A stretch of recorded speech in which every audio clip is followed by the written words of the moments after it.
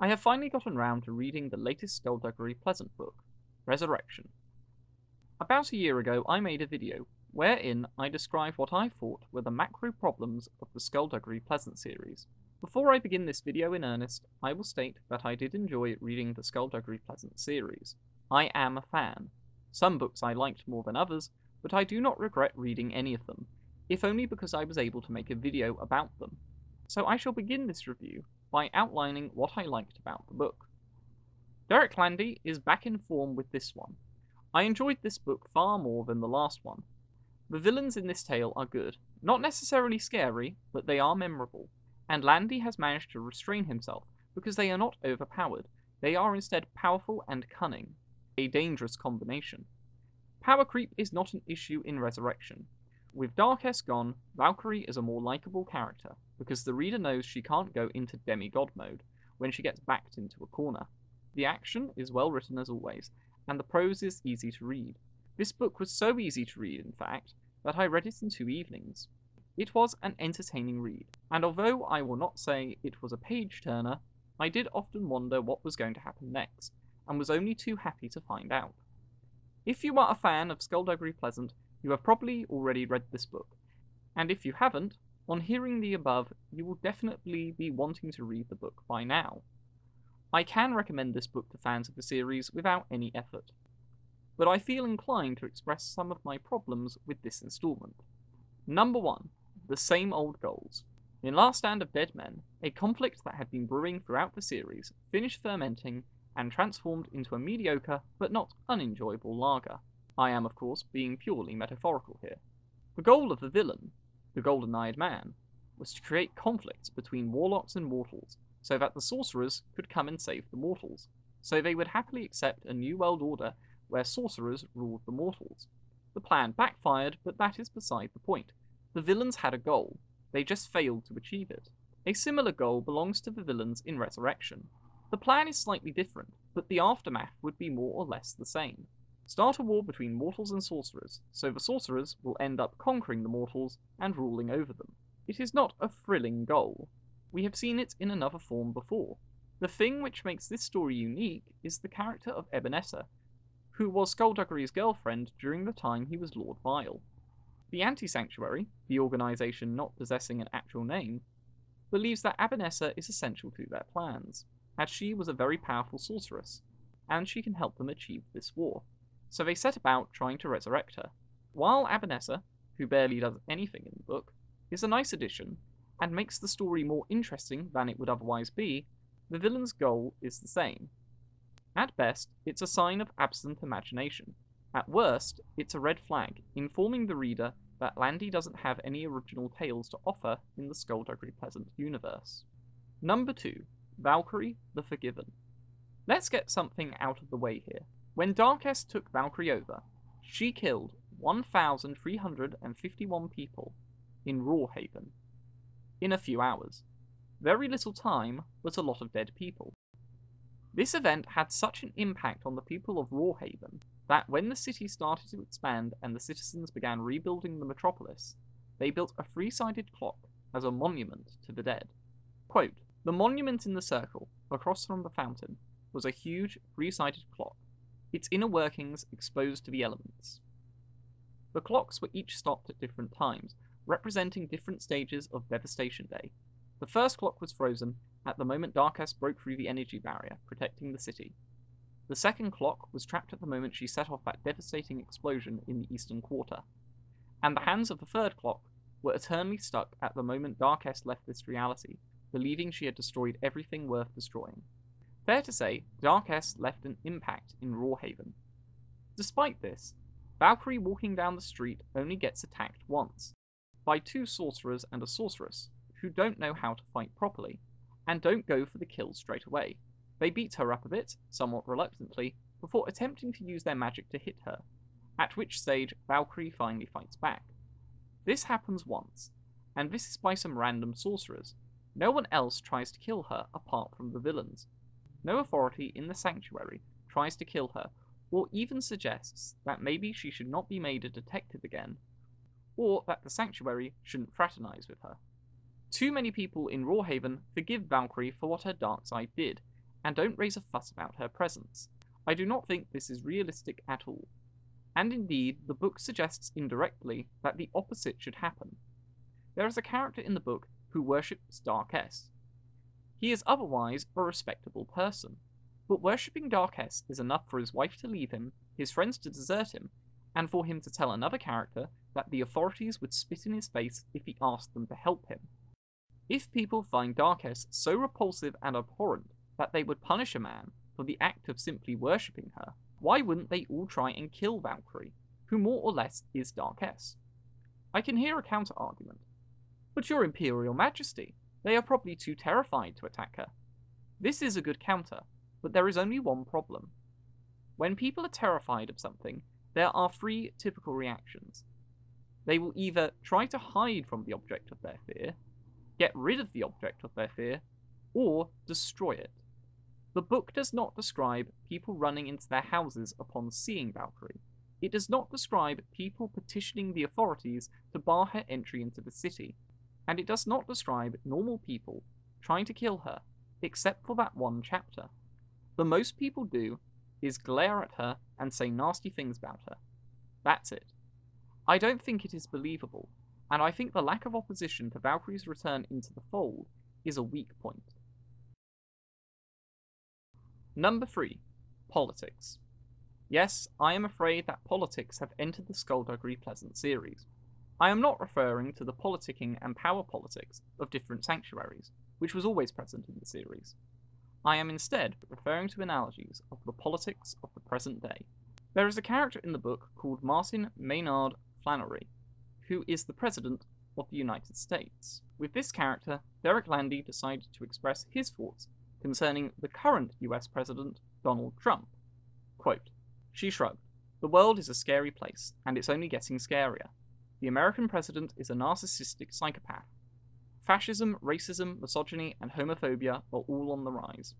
This is dialogue I heard in the wake of Trump's electoral victory. But it doesn't stop there. Landy decides to dedicate an entire chapter, which serves no plot function, and could be cut out of the book, presenting how he thinks Trump acts when he's away from the podium. I will include the choicest quotes. While he waited in the green room, a hot blonde delivered him his sandwich. "You're exactly how I like my women," Flannery told her. "Beautiful, slinky, and carrying food." End quote. Quote, "The blonde, Bradley. What's her name?" "Gabriella, I think." "What is that? Latino?" I think it's Latina, if it's a woman." "Whatever," said Flannery. "I don't mind a bit of exotic. I'm not racist. The Mexicans are a wonderful people. I know lots of Mexicans. They love me. I'm very good to the Mexican people. Make sure you mention that later when the cameras are on." There is more, but it would take at least 5 minutes to go through it all. Landy doesn't hide his clear disdain for the current president, and he justifies the existence of this character in the book by setting him up to be a future villain in the next book.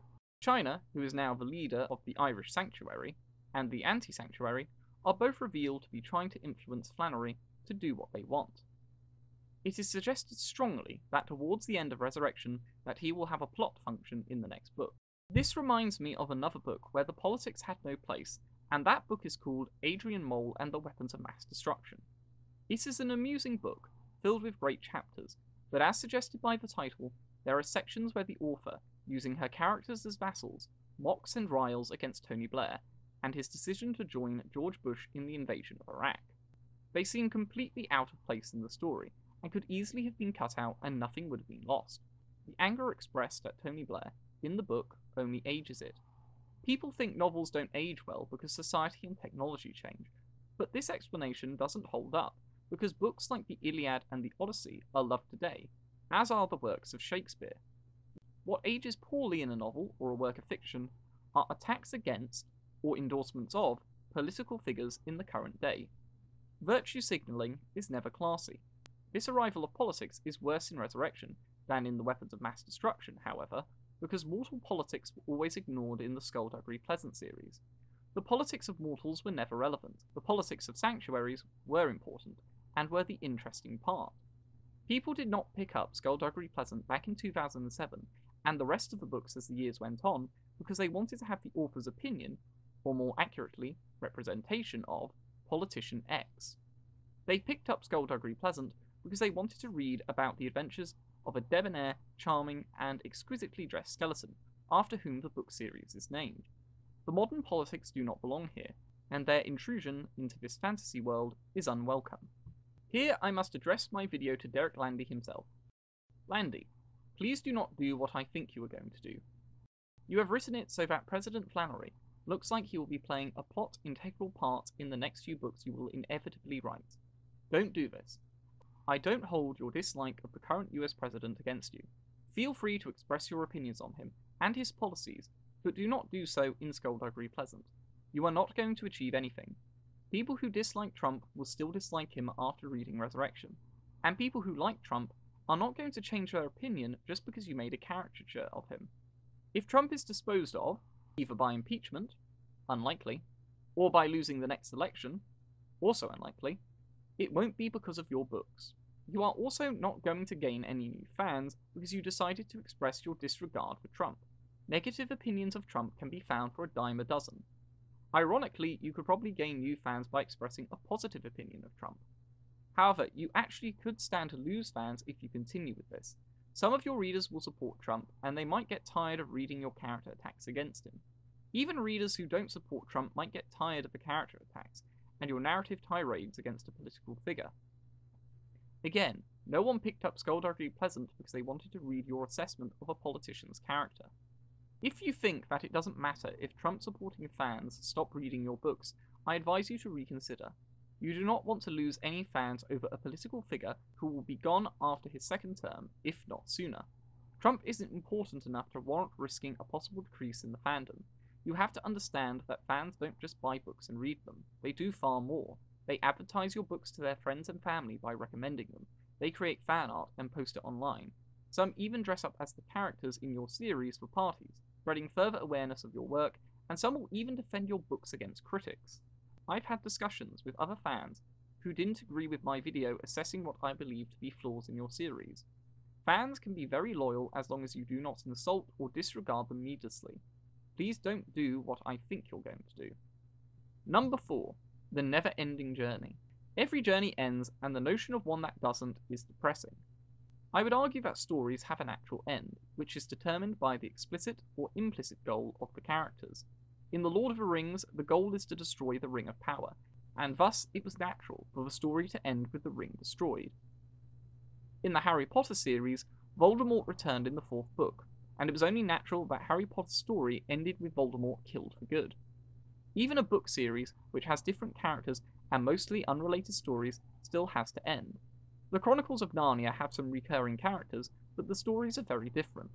While C.S. Lewis could have kept writing new stories about Narnia till his death, he chose instead to end the Chronicles with the aptly named installment, The Last Battle. In my honest opinion, I think the story of Skulduggery Pleasant and Valkyrie Kane ended with the dying of the light. Through the middle of the first series, Landy began building up the plot threads and conducting the necessary setup for the final arc of the series, the Dark S arc. Everything suggested that this was to be the final arc and the epic final of the series. I didn't think The Dying of the Light was the best book in the series, but I thought the ending was good. It felt like an ending befitting of a 9-book series packed with an incredible amount of adventure and a ridiculous number of fistfights. Which is why I was very much surprised upon hearing that Landy had written Resurrection a year ago. And checking the Skulduggery Pleasant website, he recently wrote and published the 11th book, Midnight. So it would seem that he is starting a new series with the Skeleton Detective. I must admit to being interested and curious about this new book, but part of me feels a strange sense of premonition. I believe that The Dying of the Light was the natural conclusion of the series, and a good destination for the main characters' journeys. I have a dark feeling that the books are going to dip in quality overall, because the story should have ended with The Dying of the Light. I am not convinced that it is wise to create another series with the same characters. I could be wrong, obviously. Landy has that impressive ability to create stories and conflicts out of the ether, and make them entertaining at that. And he seems to have already created a central conflict for this new book series, something he didn't do for the first one, so maybe I'll be pleasantly surprised. Conclusion. The book is entertaining and largely well written. It is nice to see Skulduggery Pleasant again, and there is a section of the book where it is really interesting for his character, but I won't spoil that part. The virtue signalling about Trump is disappointing, and feels completely out of place in the book. These thoughts on Trump are one of the two reasons why I'm worried about this new series he is writing. The second reason being the fact that the journey ended in Dying of the Light, and at some point this train will run out of steam. Thank you all for watching, and I hope you all have an excellent day. Now that I have effectively made the almost universal complaint of keep politics out of art, I can imagine some people will start attacking me for being against political discussion wholesale in art. I will quickly clarify. I much enjoyed George Orwell's 1984 and Aldous Huxley's Brave New World and Island. I'm not opposed to political or philosophical questions being raised in fiction. However, there are two differences between books such as 1984, Brave New World and Island, and books such as Adrian Mole and the Weapons of Mass Destruction and Skulduggery Pleasant Resurrection. Firstly, 1984, Brave New World and Island are concerned with ideas. What if, can you imagine, and what do you think about this, are the questions raised by these books. These books were not written so that the authors could express their disdain of specific politicians and make caricatures. Intelligent points and arguments are actually brought to the table in these books, not insults towards a politician's character, as seen in Resurrection, or mockery of those who believed Saddam Hussein had weapons of mass destruction, as per Adrian Mole and the Weapons of Mass Destruction. Secondly, 1984, Brave New World and Island are books about the political. They are advertised as such. There is no ambiguity on this front. Within the first few chapters of each book, you are completely aware of what you are getting into. The political ideas are the point of these books. The same is not true for Adrian Mole or Skulduggery Pleasant.